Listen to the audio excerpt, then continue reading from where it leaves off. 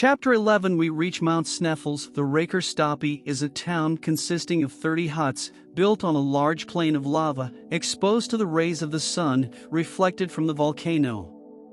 It stretches its humble tenements along the end of a little fjord, surrounded by a basaltic wall of the most singular character. Basalt is a brown rock of igneous origin. It assumes regular forms, which astonish by their singular appearance. Here we found nature proceeding geometrically and working quite after a human fashion, as if she had employed the plummet line, the compass, and the rule. If elsewhere she produces grand artistic effects by piling up huge masses without order or connection, if elsewhere we see truncated cones, imperfect pyramids, with an odd succession of lines, here, as if wishing to give a lesson in regularity, and preceding the architects of the early ages, she has erected a severe order of architecture, which neither the splendors of Babylon nor the marvels of Greece ever surpassed. I had often heard of the Giant's Causeway in Ireland, and of Fingal's Cave in one of the Hebrides, but the grand spectacle of a real basaltic formation had never yet come before my eyes. This at Stoppie gave us an idea of one in all its wonderful beauty and grace. The wall of the fjord, like nearly the whole of the peninsula, consisted of a series of vertical columns, in height about 30 feet. These upright pillars of stone, of the finest proportions, supported an archivolt of horizontal columns which formed a kind of half-vaulted roof above the sea. At certain intervals, and below this natural basin, the eye was pleased and surprised by the sight of oval openings through which the outward waves came thundering in volleys of foam. Some banks of basalt, torn from their fastenings by the fury of the waves, lay scattered on the ground like the ruins of an ancient temple, ruins eternally young, over which the storms of ages swept without producing any perceptible effect. This was the last stage of our journey. Hans had brought us along with fidelity and intelligence, and I began to feel somewhat more comfortable when I reflected that he was to accompany us still farther on our way. When we halted before the house of the rector, a small and incommodious cabin, neither handsome nor more comfortable than those of his neighbors, I saw a man in the act of shoeing a horse, a hammer in his hand, and a leathern apron tied round his waist. "Be happy," said the eiderdown hunter, using his national salutation in his own language. "God dag, good day," replied the former, in excellent Danish. "Kirkoherde," cried Hans, turning round and introducing him to my uncle. "The rector," repeated the worthy professor. "It appears, my dear Harry, that this worthy man is the rector, and is not above doing his own work." During the speaking of these words, the guide intimated to the Kirkoherde what was the true state of the case. The good man, ceasing from his occupation, gave a kind of halloo, upon which a tall woman, almost a giantess, came out of the hut. She was at least 6 feet high, which in that region is something considerable. My first impression was one of horror. I thought she had come to give us the Icelandic kiss. I had, however, nothing to fear, for she did not even show much inclination to receive us into her house. The room devoted to strangers appeared to me to be by far the worst in the presbytery. It was narrow, dirty, and offensive. There was, however, no choice about the matter. The rector had no notion of practicing the usual cordial and antique hospitality. Far from it. Before the day was over, I found we had to deal with a blacksmith, a fisherman, a hunter, a carpenter, anything but a clergyman. It must be said in his favor that we had caught him on a weekday. Probably he appeared to greater advantage on the Sunday.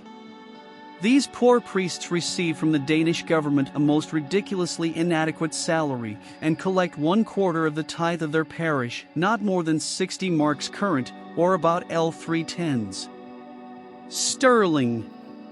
Hence the necessity of working to live. In truth, we soon found that our host did not count civility among the cardinal virtues. My uncle soon became aware of the kind of man he had to deal with. Instead of a worthy and learned scholar, he found a dull, ill-mannered peasant. He therefore resolved to start on his great expedition as soon as possible. He did not care about fatigue, and resolved to spend a few days in the mountains. The preparations for our departure were made the very next day after our arrival at Stapi. Hans now hired 3 Icelanders to take the place of the horses, which could no longer carry our luggage. When, however, these worthy islanders had reached the bottom of the crater, they were to go back and leave us to ourselves. This point was settled before they would agree to start. On this occasion, my uncle partly confided in Hans, the eiderduck hunter, and gave him to understand that it was his intention to continue his exploration of the volcano to the last possible limits. Hans listened calmly, and then nodded his head. To go there, or elsewhere, to bury himself in the bowels of the earth, or to travel over its summits, was all the same to him. As for me, amused and occupied by the incidents of travel, I had begun to forget the inevitable future, but now I was once more destined to realize the actual state of affairs. What was to be done? Run away? But if I really had intended to leave Professor Hardwig to his fate, it should have been at Hamburg and not at the foot of Sneffels.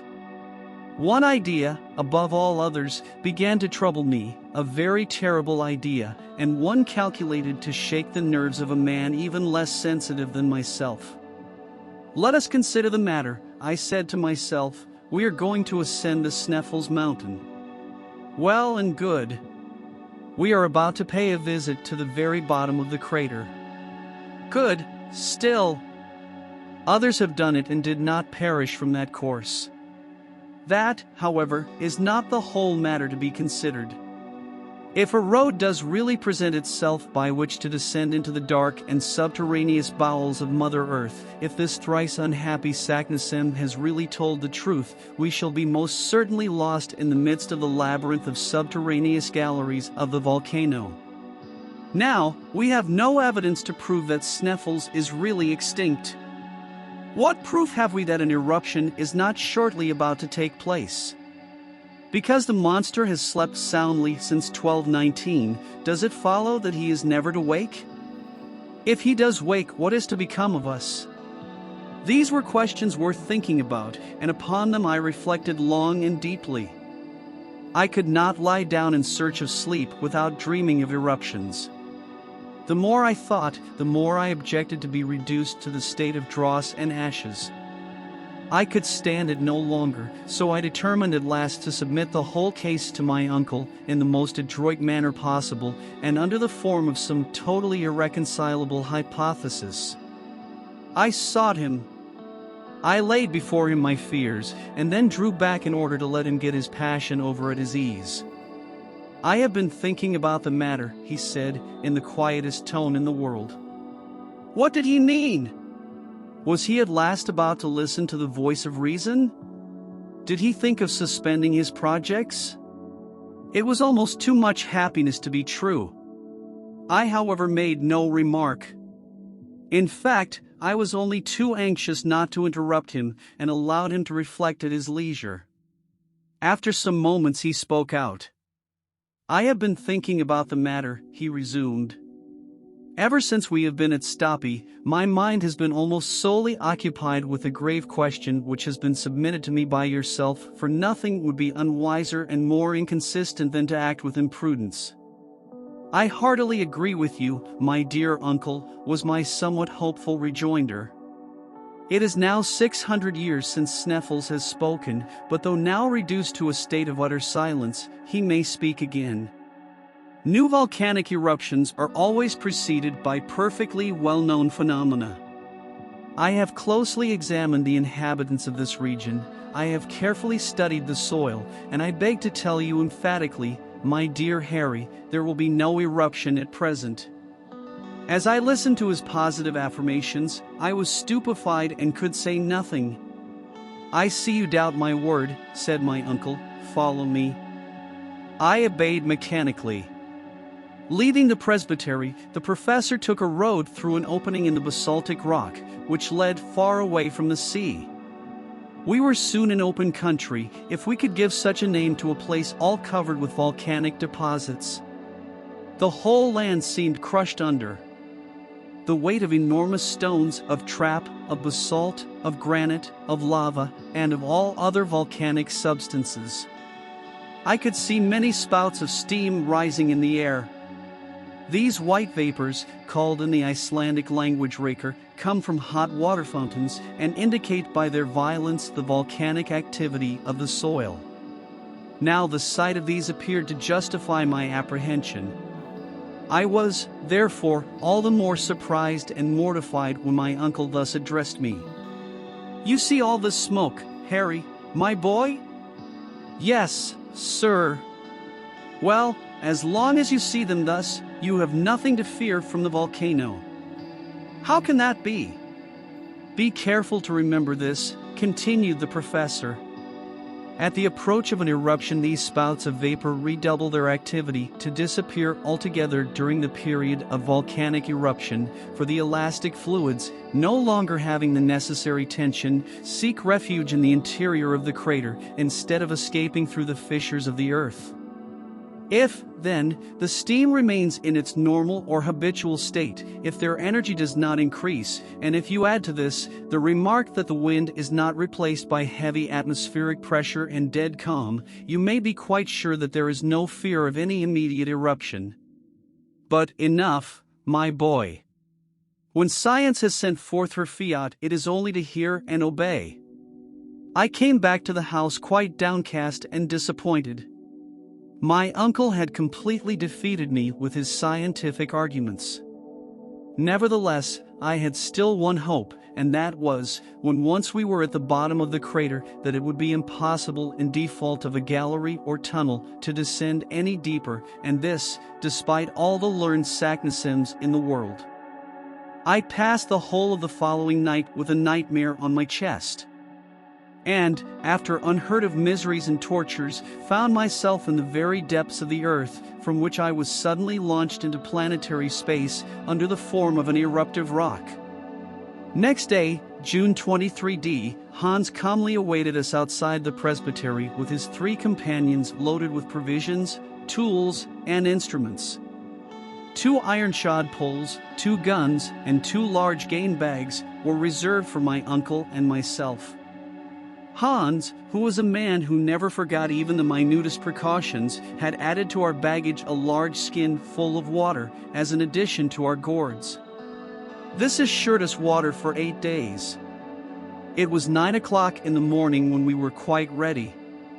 The rector and his huge wife or servant, I never knew which, stood at the door to see us off. They appeared to be about to inflict on us the usual final kiss of the Icelanders. To our supreme astonishment, their adieu took the shape of a formidable bill, in which they even counted the use of the pastoral house, really and truly the most abominable and dirty place I ever was in. The worthy couple cheated and robbed us like a Swiss innkeeper, and made us feel, by the sum we had to pay, the splendors of their hospitality. My uncle, however, paid without bargaining. A man who had made up his mind to undertake a voyage into the interior of the earth is not the man to haggle over a few miserable riksdaler. This important matter settled, Hans gave the signal for departure, and some few moments later we had left Stapi.